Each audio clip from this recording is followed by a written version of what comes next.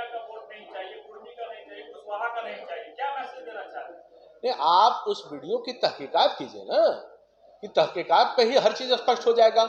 आज जिन विषयों पर लेकर सबका साथ, सबका विकास, सबका प्रयास, सबका विश्वास के साथ एनडीए पूरी तरह से और प्रत्येक प्रत्याशी इसी विचार के साथ आगे बढ़ने का काम हो रहा है। देना चाहिए मैं फिर कह रहा हूं कि इस चीज की आप तहकीकात कीजिए।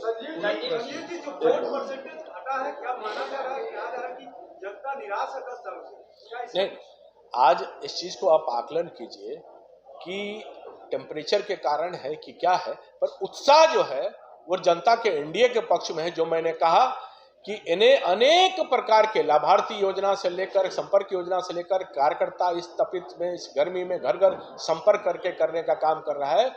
जो प्रतिशत के हिसाब से जनता निकल कर करने का कर रही है, वो सब भारतीय जनता पार्टी की झोली में है, क्योंकि सबकी चाहत एक ही है कि एक सशक्त और अस्थायी प्रधानमंत्री इस देश को चाहिए। एक मिनट 4 लाख 4,000 या 400 जो बोले, प्रधानमंत्री जो भी बोलते हैं कि शिफ्टिंग होती है, और जो वोटिंग परसेंटेज है इस बार, उनका कहना है कि जो वोटिंग हुआ, जिस तरह से कम वोटिंग परसेंटेज है, पूरी तरह से इंडी गठबंधन के पक्ष में ये वोटिंग गया।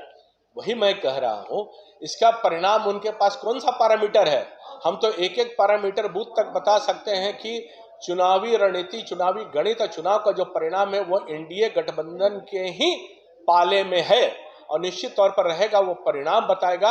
आज उनके पास कुछ नहीं है, क्योंकि जनता ये जानती है कि जो कहते हैं सो करते नहीं है, और कुछ भी कर ले पर देश की जनता ये जानती है कि एक सशक्त और एक अस्थायी प्रधानमंत्री की आवश्यकता है। तो निश्चित तौर पर उस पक्ष में वोट करने का काम कर रहे हैं कि सशक्त और अस्थायी प्रधानमंत्री इस देश को चाहिए। का हार्दिक अभिनंदन है, स्वागत है। आज के इस विशेष प्रेस वार्ता को संबोधित करने के लिए हमारे मध्य भारतीय जनता पार्टी के वरिष्ठ नेता एवं माननीय विधायक आदरणीय संजीव चौरसिया जी उपस्थित हैं। साथ ही भारतीय जनता पार्टी के बिहार प्रदेश के प्रवक्ता सुमित शशांक जी, मीडिया के सह प्रभारी अमित प्रकाश जी, रणवीर जी उपस्थित हैं। मैं विनम्र निवेदन करता हूं आदरणीय संजीव चौरसिया जी से कि आज के इस प्रेस वार्ता को संबोधित करें। और सभी माननीय पत्रकार बंधुओं, भाई एवं बहनों, चुनाव के कल प्रथम चरण से और साथ साथ जैसे जैसे चुनाव चढ़ रहे हैं, पूरी तरह से हताश में अपने आप को आरजेडी के राजकुमार अपने आप को पा रहे हैं।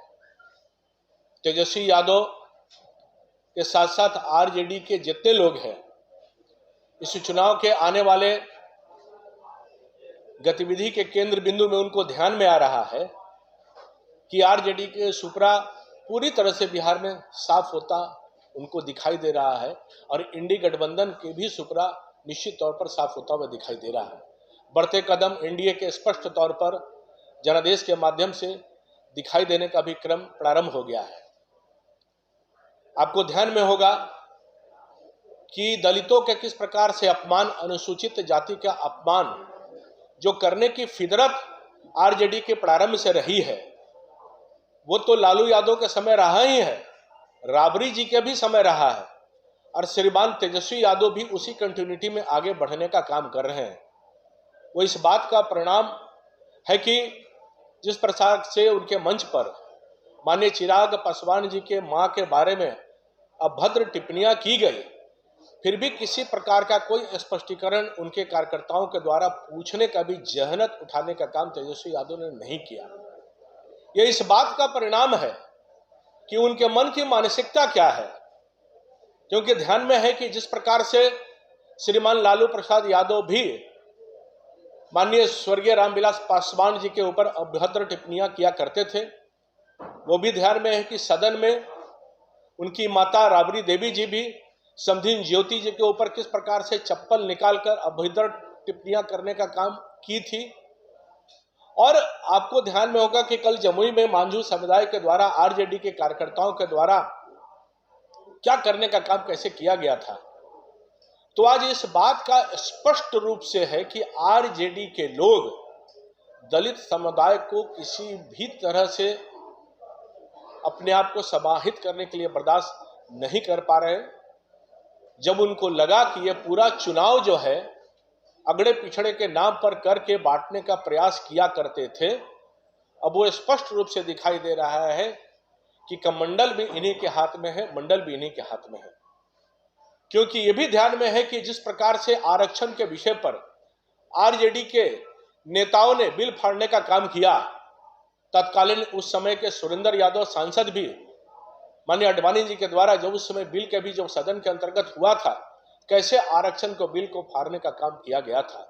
ऐसे बहुत सारे उदाहरण हैं। जब जब सत्ता में रहे तो कभी आरक्षण देने के काम पे तो दूर रहा है, कभी इस विषय पर अपने कदम बढ़ाने का प्रयास भी उन लोगों ने नहीं किया।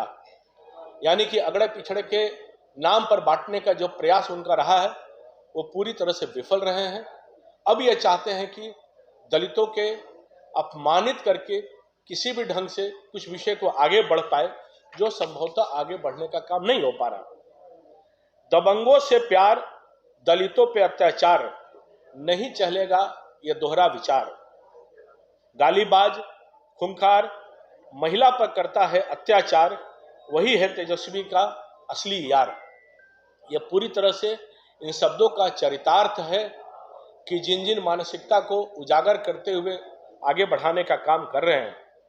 आपको ध्यान में होगा कि उनके नेता तत्कालीन सांसद भी रहे, जो फिर कभी नहीं बन पाए। विधायक सुरेंद्र यादव अभद्र टिप्पणियां किया करते थे, वो आपके संज्ञान में है कि महिला विरोधी टिप्पणी से लेकर सुरेंद्र यादव ने अलग अलग प्रकार के अधिकारियों के गाली गलौज से लेकर दबंगई का भाषा निरंतर उपयोग करने का काम सुरेंद्र यादव ने जो किया है, वो बिहार के लोग निरंतर इस बात को अपने स्मृति में रखने का काम भी करते हैं। क्योंकि उनकी दबंगई, अत्याचार, यह आरजेडी का शब्दों का बोलबाला है, यह आरजेडी का कर्तव्यों का बोलबाला है। आरजेडी इन्हीं चरितार्थ पर अपने आप को आगे बढ़ाने का काम करता है, क्योंकि वह समानतावादी जो विचार इनके हैं, ये सब आगे बढ़ाने का काम करते हैं। तो ऐसे बहुत सारे विषय जो हैं आपके संज्ञान में आपके माध्यम से देने का काम किए हैं। आरजेडी के लोग एक बुजुर्ग व्यक्ति को धमकाते हुए नजर आ रहे हैं कि आप एनडीए को वोट ना दें, तो ऐसे में तो आपको नुकसान हो जाएगा। अगर ऐसे धमकाया जाएगा तो भाई ये जनता है, जनता को जो धमकाने का काम जंगल राज में करने का काम किया है, अब जनता, बिहार की जनता बर्दाश्त नहीं करेगी।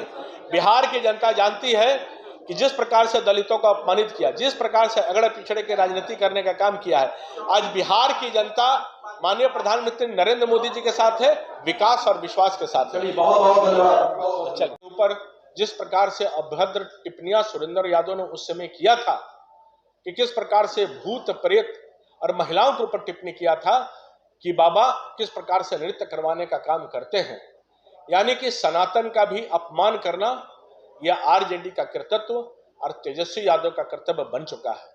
यानी कि आरजेडी का पूरा परिवार जो है, आज मीसा भारती से लेकर सब जो किए हुए टिप्पणी रही है माननीय चिराग जी के मां के ऊपर, उस पर किसी भी प्रकार का कोई कमेंट भी नहीं आया है।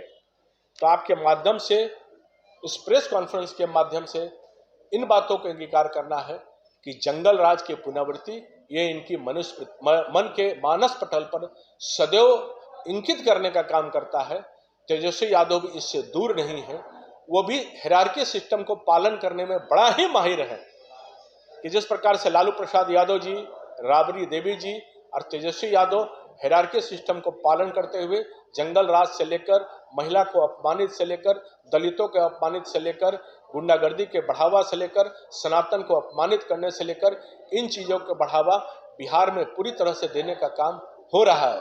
पिछले दिनों में क्या क्या घटनाक्रम हुआ है, जो उन्होंने मछली खाते हुए प्रदर्शित किया, आपको ध्यान में है। सावन में किस प्रकार से मीट को पकाते हुए प्रदर्शित करने का काम हुआ। तो ये राजद की संस्कृति है कि तुष्टीकरण की नीति को आगे बढ़ाने के लिए सनातन संस्कृति को अपमानित करने का काम किया जा रहा है। इन माध्यम को आपको प्रेस के माध्यम से बताने का काम किया।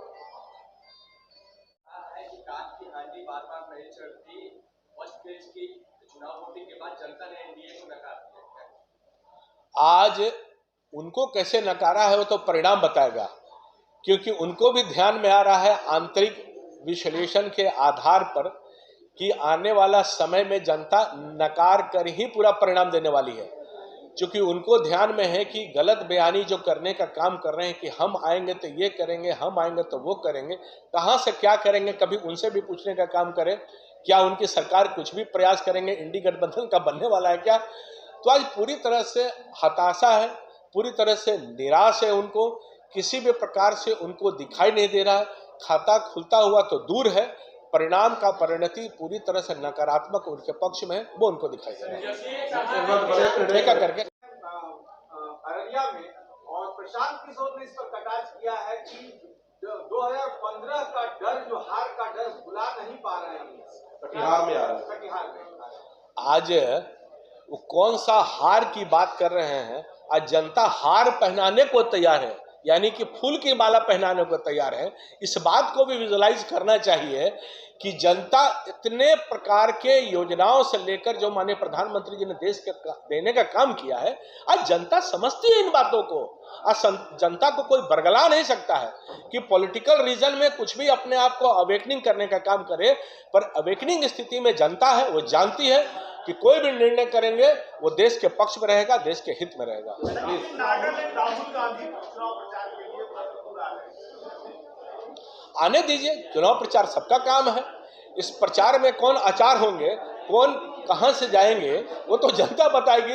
तो जनता तो बूथ पर जाकर सबको परिणाम बताने का काम करेगी। यहां से लेकर वहां तक राहुल बाबा घूमते रहे, उनके घूमने से क्या होगा? शायद हम लोग भी इंतजार में रहते हैं कि ऐसी जुबान से हरदम उनको निकलता है, वो बातें निकलती है कि जो जनता स्वयं देखती है कि चाहते कुछ और है, बोलते कुछ और है, हो कुछ और जाता है। नागालैंड में जिस तरह से मतदान का बहिष्कार एक बड़ी संख्या में लोगों ने किया है, क्या करते रह गए मतदान करें, किस पर लेते हैं?